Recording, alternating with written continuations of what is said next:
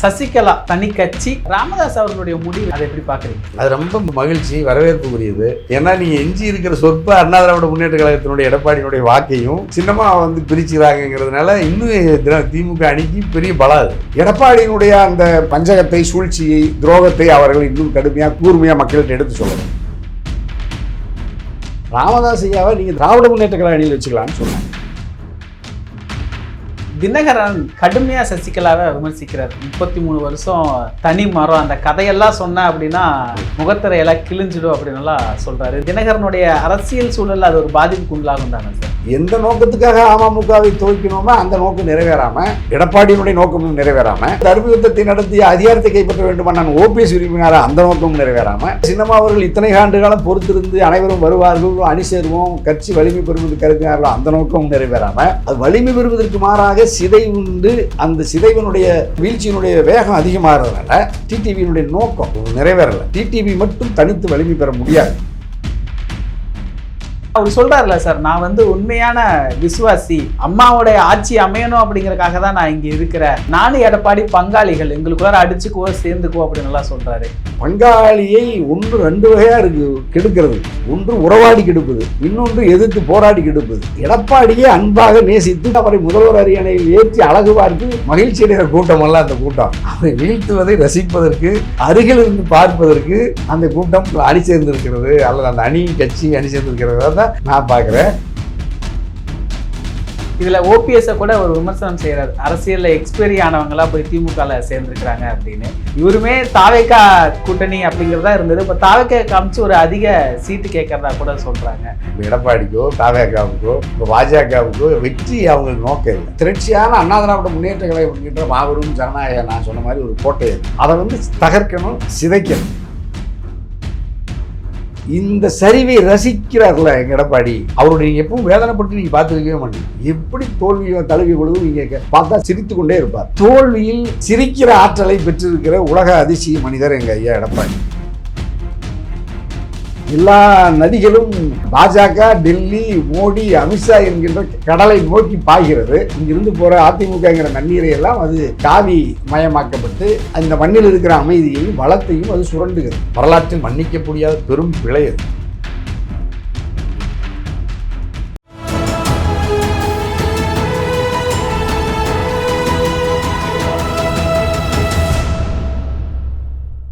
தமிழரம் நேயர்களுக்கு வணக்கம். இன்று நம்மிடையே கொங்கு இளைஞர் பேரவை தலைவர் திரு தனியரசு அவர்கள் இணைந்துள்ளார்.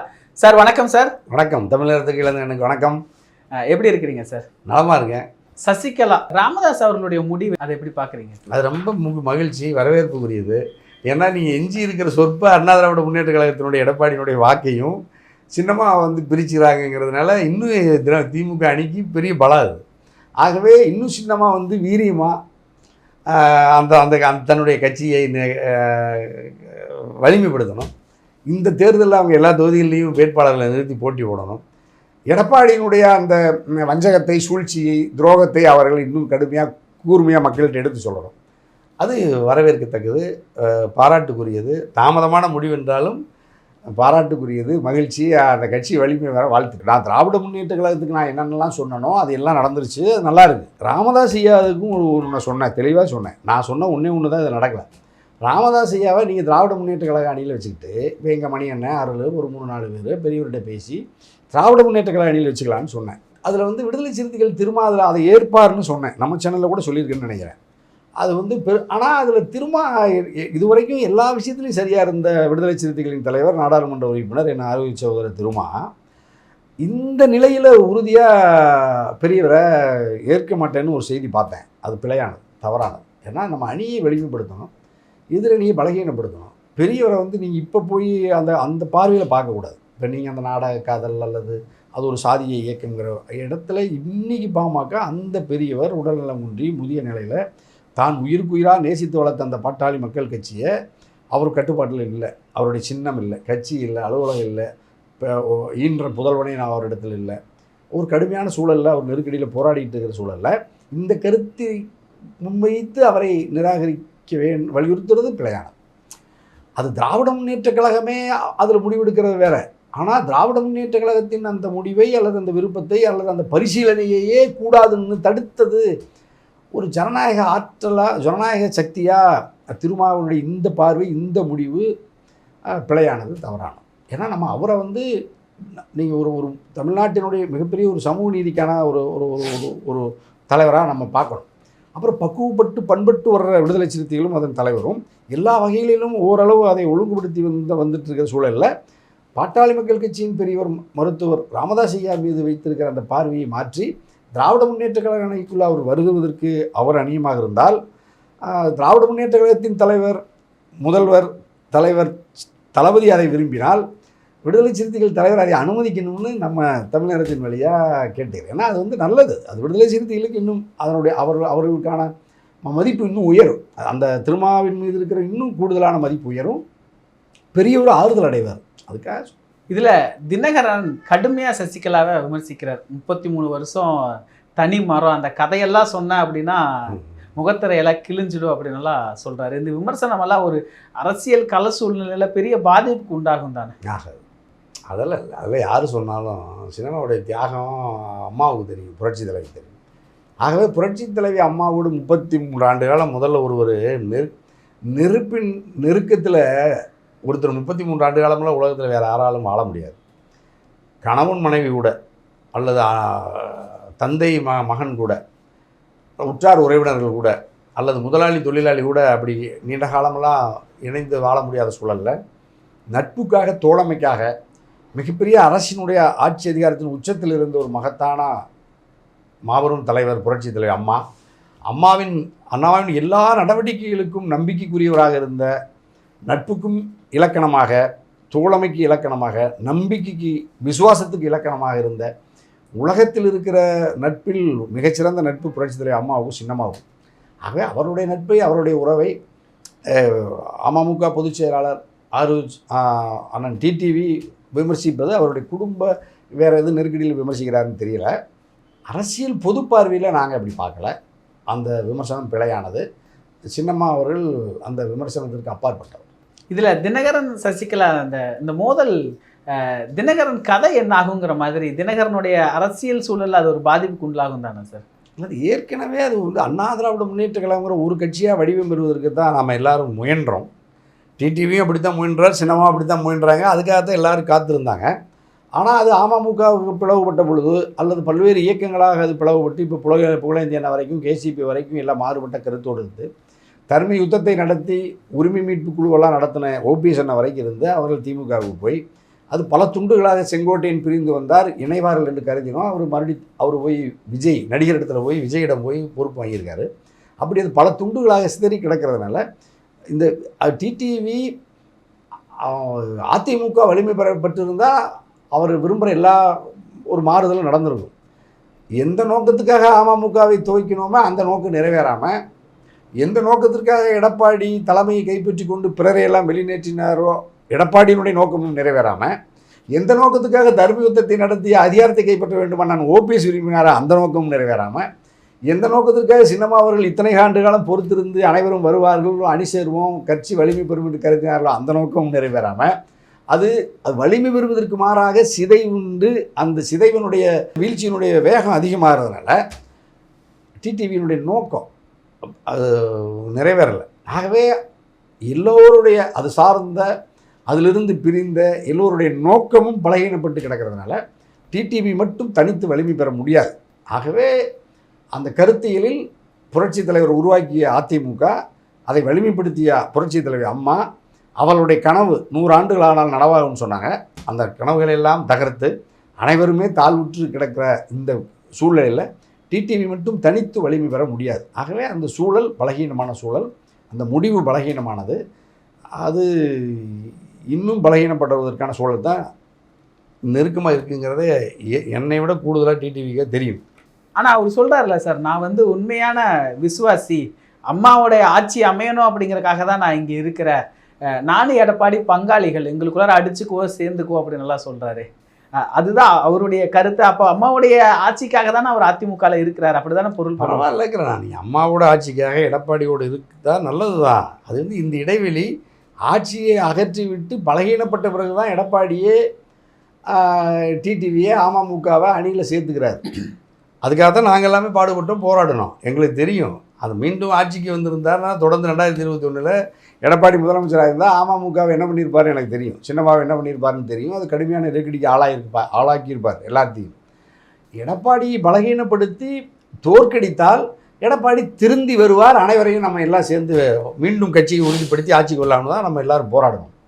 ஆனால் அது டிடிவி அப்படி ஒரு பலகீனப்படுத்திய எடப்பாடியை மீண்டும் பலப்படுத்துவதற்கு இப்பொழுது முயற்சிக்கிறார். ஆனாலும் நேரடியாக அவர் போய் எங்கள் பங்காளி சண்டை பகையாளியாக இருந்தோம் இப்போல்லாம் ஒன்று சேர்ந்துட்டோம்னு சொல்கிறேன் எங்கள் டிடிவி, எடப்பாடியோடு போய் நேரடியாக பேசி அணிக்குள்ளே வரல.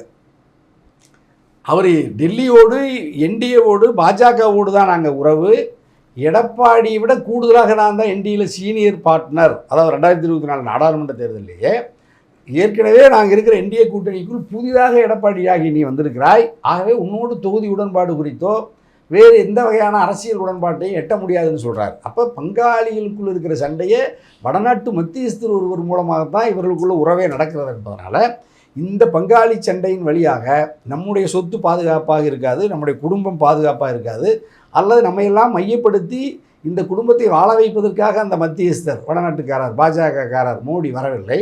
நம்ம எல்லாம் சிதைத்து குடும்பத்தை பால்படுத்தி விட்டு அதிமுக என்கின்ற மாபெரும் ஜனநாயக கோட்டையை தகர்த்தெறிவிட்டு சர்வாதிகார காவி பாசிசத்தை அதிமுகவுக்குள் ஊடுருவ செய்து 2 கோடி அதிமுக தொண்டர்களையும் தாமரையாக காவிமயமாக்க அந்த சூழ்ச்சிக்கு இவர்களெல்லாம் இரையாகி கிடப்பதனால் இந்த பங்காளிகளால் சொத்தையோ குடும்ப மானத்தையோ ஒரு காலம் காப்பாற்ற முடியாது. இவர்கள் தனித்து இயங்கினால் அவர்கள் மீது பார்வையை தனியரசுக்கு வேறு மாதிரி இருந்துடும். இவர்கள் அனைவருமே பாஜகவின் கட்டுப்பாட்டில் டெல்லியின் மேற்பார்வையில் இணைவது, அரசியலை நகர்த்துவது, அவர்களோடு இணைந்து கொண்டு திமுகவை வீழ்த்துவது என்கின்ற பார்வை பிழையானது, தவறானது. ஆகவே தனித்து இயங்குகிற எல்லா ஆற்றலையும் வலிமையையும் பெற்றிருக்கிற அதிமுக தனித்து இயங்காமல் டெல்லி போய் ஒரு சாதாரண ஒரு கட்சியிடம் போய் அவரிடம் அனுமதி வாங்கி கொண்டு வந்து இங்கே அரசியல் நடத்துவது என்பது தமிழ்நாட்டுக்கு புதிய வரலாறு. அது தமிழ்நாட்டு மக்கள் அதை பார்த்து தான் பலகீனப்பட்டு கிடக்கிற அதிமுக எடப்பாடியை பங்காளி என்று சொல்லுவதன் மூலமாக பங்காளியை 2 வகையாக இருக்குது கெடுக்கிறது. ஒன்று உறவாடி கெடுப்பது, இன்னொன்று எதிர்த்து போராடி கெடுப்பது. முதல்ல வந்து எங்கள் டிடிவி எங்கன்னா போராடி கடுமையாக எதிர்த்து அவர் மாதிரி எடப்பாடியை வீழ்த்துறதுக்கு அவருடைய அந்த முயற்சியை நாங்கள் வந்து வெகுவாக ரசித்து பாராட்டினோம். இப்போ வந்து உறவாடி அதே வேலையை தான் செய்கிறாருன்னு நினைக்கிறேன் நான். இப்போ உறவின் மூலமாகவும் எனக்கு நல்லா தெரியும் டிடிவியோ அமமுகவினுடைய எல்லா தொண்டர்களுமோ எடப்பாடியை அன்பாக நேசித்து பாசத்தோடு நேசித்து அவரை முதல்வர் அரியணையில் ஏற்றி அழகு பார்த்து மகிழ்ச்சி அடைகிற கூட்டமெல்லாம் அந்த கூட்டம். அவரை வீழ்த்துவதை ரசிப்பதற்கு, அருகில் இருந்து பார்ப்பதற்கு அந்த கூட்டம் அணி சேர்ந்திருக்கிறது, அல்லது அந்த அணி கட்சி அணி சேர்ந்திருக்கிறதா தான் நான் பார்க்குறேன். ஒரு கால் டிடிவிக்கு கூட அப்படி ஏதாவது மனம் மாறி எடப்பாடி மேலே ஒரு பாசம் வந்தாலும் டிடிவியை நம்பி அவரை பின்பற்றுகிற லட்சக்கணக்கான தொண்டர்கள் தமிழ்நாட்டு மக்கள் கட்டாயமாக எடப்பாடியை நிராகரிப்பார்கள், ஏற்க மாட்டார்கள். ஏன்னா டிடிவியை போல அதிமுக எடப்பாடியை விமர்சித்து எதிர்த்து ஒரு அணியை கட்டுனது யாராலையும் பண்ண முடியாது. அதில் வந்து நாங்கள் டிடிவி பக்கம் நின்று எடப்பாடி எதிர்த்தோம்.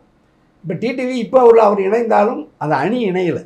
தளபதி கை ஒலிக்கலாம், படை நாட்டு மக்கள் அதை ஏற்கலை அங்கீகரிக்கலைங்கிறத தான் வர தேர்தல் இப்பவும் காட்டுது.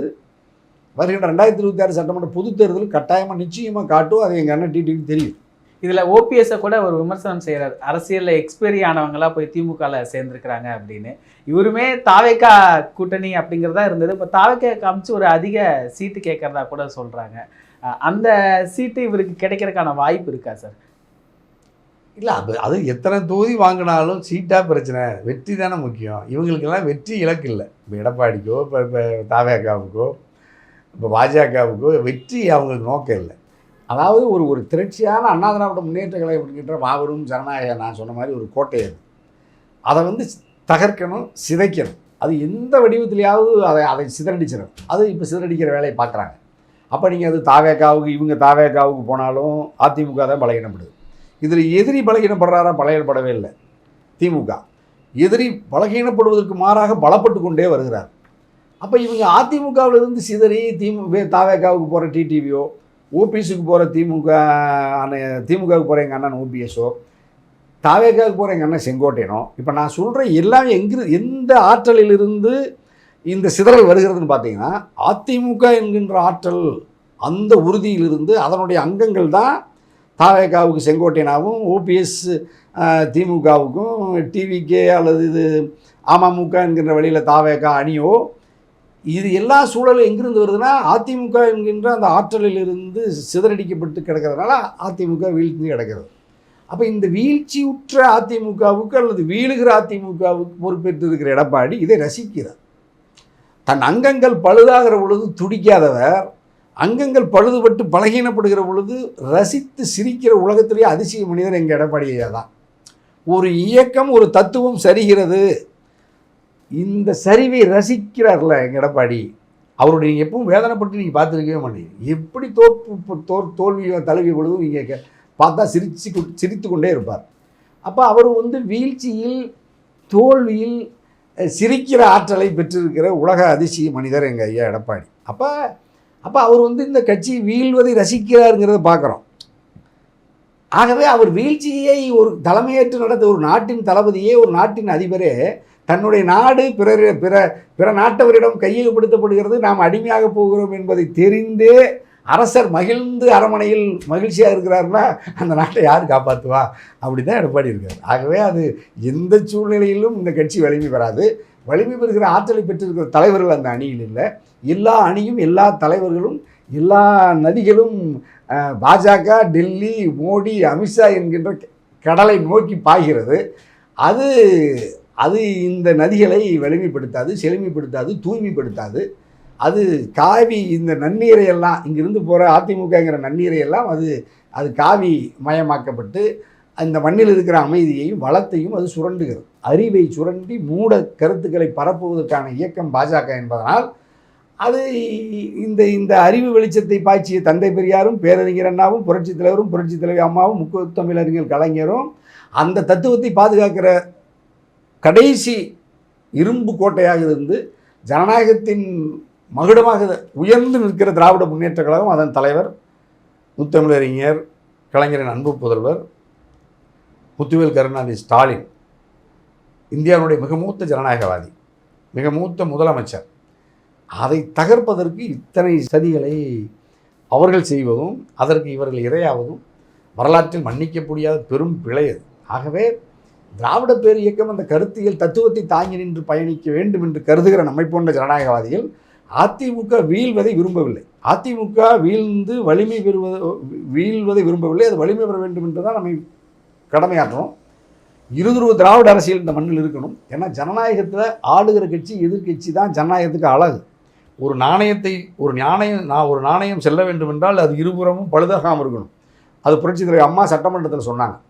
ஜனநாயகத்தின் அழகே ஒரு நாணயத்திற்கு ஆளுகிற கட்சி, எதிர்கட்சி அப்படி போல் இரண்டு பக்கமும் ஆளுகிற கட்சி, எதிர்கட்சி இருந்தால் தான் அந்த நாணயம் செல்லும் அப்படின்னு சொன்னாங்க. அப்படி தான் இருதுருவ அரசியல் அதிமுக திமுக இருக்கணும்னு நம்ம விரும்புகிறோம். ஆனால் அதிமுக அப்படி அதை விரும்பலை. அப்படி அதிமுக விரும்புவதையும் பாஜக அனுமதிக்கலை.